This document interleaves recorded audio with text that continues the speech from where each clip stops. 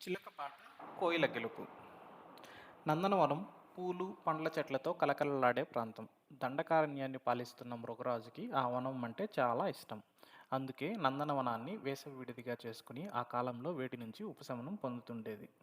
ప్రతి సంవత్సరం అక్కడికి వచ్చేది. దాని గౌరవార్థం అక్కడ నివసించే పక్షులన్నీ మృగరాజుకి ఎదురెళ్ళి స్వాగతం పలికేవి. వాటి వినయ విధేయతలకు మెచ్చిన మృగరాజు వసంతోత్సవాల పేరిట ఒక్కో సంవత్సరం ఒక్కో పోటీ నిర్వహించి అడవి జీవుల్లో ఉత్సాహం నింపుతుండేది. ఎప్పటిలాగే ఈసారి కూడా మృగరాజు వేసవి విడిదికి వచ్చింది. పక్షులన్నీ దానికి ఎంచక్కా స్వాగతం పలికాయి. కాసేపటి తర్వాత మరో 10 రోజుల్లో మీకు పాటల పోటీ నిర్వహిస్తాను అని చెప్పింది మృగరాజు. పాటల పోటీ అనేసరికి పక్షులన్నీ కోయిల వైపు తిరిగి ఈసారి కూడా బహుమతి నీదే అన్నట్లుగా చూశాయి. అక్కడే ఉన్న ఓ గుడ్లపు గూబ మాత్రం ఈసారి కోయిలకు బహుమతి రాదు అని గట్టిగా చెప్పింది. దాంతో పక్షులన్నీ ఆశ్చర్యంగా చూశాయి. ఏం నువ్వు గాని పాటల పోటీలో పాల్గొంటున్నావా అని కాస్త వెటకారంగా అడిగింది చిలుక. అంత వెటకారం వద్దు. ఈసారి పాటల పోటీలో కోయిలకు బహుమతి రాదని నేను పందెం కాస్తాను. మీలో ఎవరైనా నాతో పందెానికి సిద్ధంగా ఉన్నారా అడిగింది గుడ్లగూబ. నేను పందెం కాసేందుకు సిద్ధం అంది కొంగ. నేను గెలిస్తే నువ్వు చిలుక గుడ్లను ఆహారంగా నాకు అందివ్వాలి అడిగింది గుడ్లగూబ. నేను గెలిస్తే కోయిల గుడ్లు నువ్వు ఆహారంగా నాకివ్వాలి అంది కొంగ.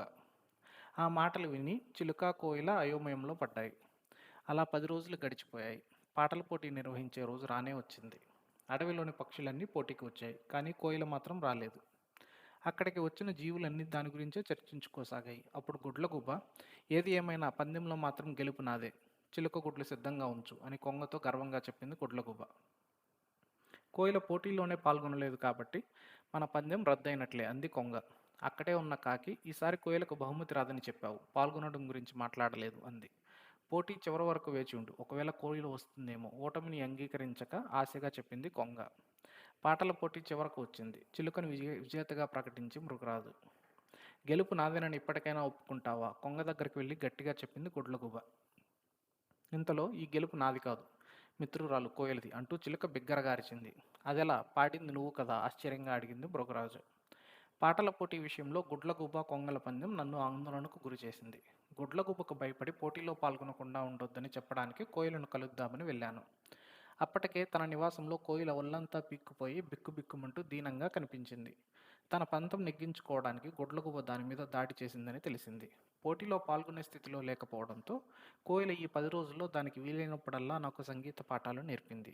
దానివల్ల నేను ఈరోజు పోటీలో నిలిచాను. అప్పుడు నా గెలుపు కోయిల గెలుపు అన్నట్లే కదా అంది చిలుక. ఆ మాటలు విన్న మృగరాజు చెడు ఆలోచనలతో పందెంలో గెలవాలనుకున్న గుడ్లగూబను ఇంకెప్పుడూ ఇక్కడికి రావద్దని హెచ్చరించి అడవి నుంచి బహిష్కరించింది.